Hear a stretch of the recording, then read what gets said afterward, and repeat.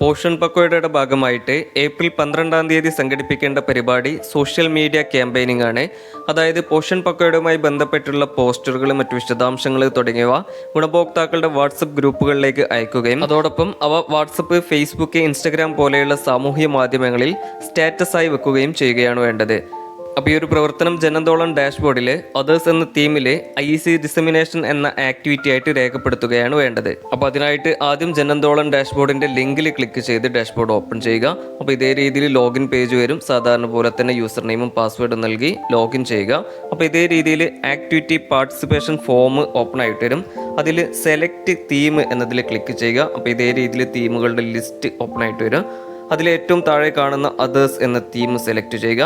അതിനുശേഷം തൊട്ടു താഴെയുള്ള ലെവൽ എന്ന ഓപ്ഷനിൽ ക്ലിക്ക് ചെയ്ത് AWC എന്ന ഓപ്ഷൻ സെലക്ട് ചെയ്യുക. തുടർന്ന് തൊട്ടു താഴെയുള്ള സെലക്ട് AWC എന്നതിൽ ക്ലിക്ക് ചെയ്ത് നിങ്ങളുടെ അംഗനവാടിയുടെ പേര് കൃത്യമായിട്ട് സെലക്ട് ചെയ്യുക.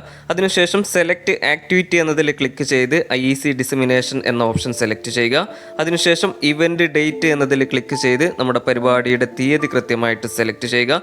തൊട്ടു താഴെയുള്ള പാർട്ടിസിപ്പേഷൻ ഡീറ്റെയിൽസ് എന്നതിൽ പരിപാടിയിൽ പങ്കെടുത്തവരുടെ എണ്ണം കൃത്യമായിട്ട് രേഖപ്പെടുത്തുക. അതിനുശേഷം അപ്ലോഡ് ഫോട്ടോ എന്നതിൻ്റെ താഴെ കാണുന്ന ബ്രൗസ് ഫോട്ടോ എന്ന ആരോ മാർക്കിൽ ക്ലിക്ക് ചെയ്ത് പരിപാടിയുടെ ഫോട്ടോ കൃത്യമായിട്ട് സെലക്ട് ചെയ്യുക.